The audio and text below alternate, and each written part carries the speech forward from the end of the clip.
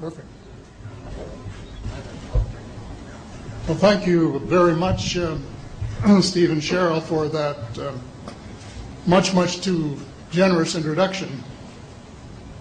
If my late mother were here, being my mother, she would believe every word of it. If my late father were here, being a realist, he would probably wonder who you were talking about. But introductions of that sort remind me of the small boy who fell headfirst into a barrel of molasses. And when they pulled him out, he licked some of the molasses from his face and said, "Lord, make my tongue adequate to this occasion." Well, actually, this is not my night for humor, and I'm not a match for either Stephen or George. So I'm not even going to try to be funny.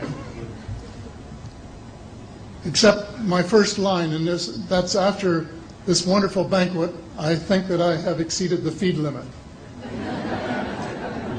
Bad humor, you better believe it. I wish that I were in a mood for good humor, but I'm not. We are hell-bent in the direction of destroying our planet, and frankly, we appear to be doing very little about it. Decades ago, visitors from other planets warned us about where we were headed and offered to help. But instead, we, or at least some of us, interpreted their visits as a threat and decided to shoot first and ask questions after. The inevitable result was that some of our planes were lost, but how many were due to retaliation and how many were as a result of our own stupidity is a moot point. Wilbert Smith, one of the first Canadians to take an active interest in the subject of UFOs, asked the visitors about the accidental destruction of our aircraft by flying into the vicinity of a flying saucer. The response, and this is Wilbur's words, "We were informed that although a few of our aircraft had come to an unfortunate end by what they considered the colossal stupidity of our pilots, they were now taking corrective measures to avoid our aircraft. I asked them," and this is still Smith, I asked them what happened, and they said, "Well, the fields around the saucers, in order to hold them up, in order to produce the gravity differential, the time field differentials which were necessary to operate the ship. These sometimes produced field combinations which reduced the strength of materials to the point where they were no longer strong enough to carry the loads that the materials were expected to carry." Now, as we know, aircraft, particularly the military type, are built with a rather small factor of safety. And in these regions of reduced binding, the materials are no longer strong enough to carry the load, and the craft simply comes apart. When I read that, I was reminded of the late, great soprano Lily Pons, who used to smash crystal goblets with her high C. She would direct the sound at them, and something in the sound waves would change the structure of the glass, and it would fly apart. Well, this didn't satisfy our military chiefs, who must have thought that it was more important to secure American nuclear superiority, even though using it would result in the annihilation of us all, than to take the hint and start moving the planet back from the brink of global disaster. They, the military, must have been and still are so paranoid that they feel it necessary to use the visitors' technology to fight them off, rather than welcome them as partners in development, though they may have seconded a few renegades to assist them in what can best be viewed as diabolical developments.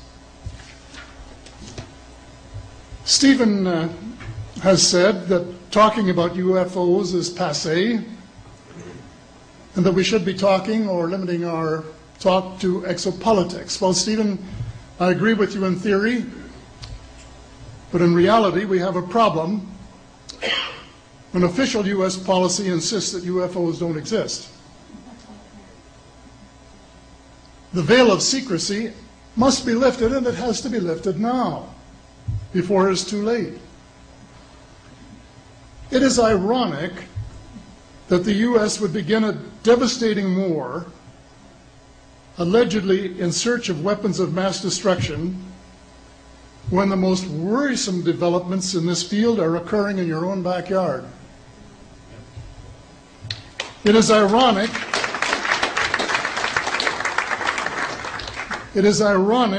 that the U.S. should be fighting monstrously expensive wars in Iraq and Afghanistan, allegedly to bring democracy to those two countries, when it itself can no longer legitimately claim to be called a democracy, when trillions, and I mean thousands of billions of dollars, have been spent on projects about which both the Congress and the Commander-in-Chief have been kept deliberately in the dark.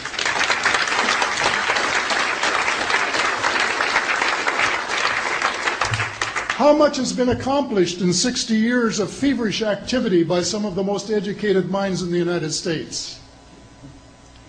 Has America developed flying saucers that are visually indistinguishable from the visitors, as alleged? And if so, what do they propose to do with them? Even more critical, what progress has been made in the development of clean energy sources that could conceivably replace fossil fuels and save the planet from becoming a veritable wasteland? Well, who has the answers? Someone does, but apparently they aren't telling either secretaries of defense or presidents because they don't have, quote, a need to know.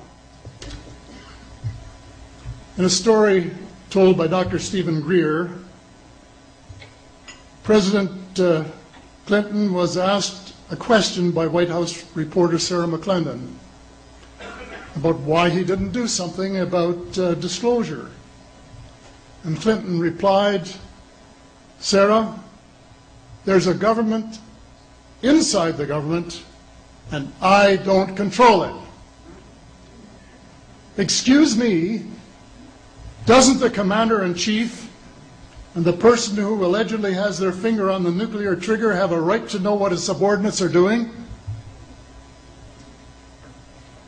The people of the United States who have paid the bills have the right to know. The people of the world demand to know because it is our descendants too whose lives are in mortal danger. It is time for the people of the United States to launch a new war against the evil of lies, deceit, and darkness, and go all out to win the victory of truth and transparency and light. Thank you.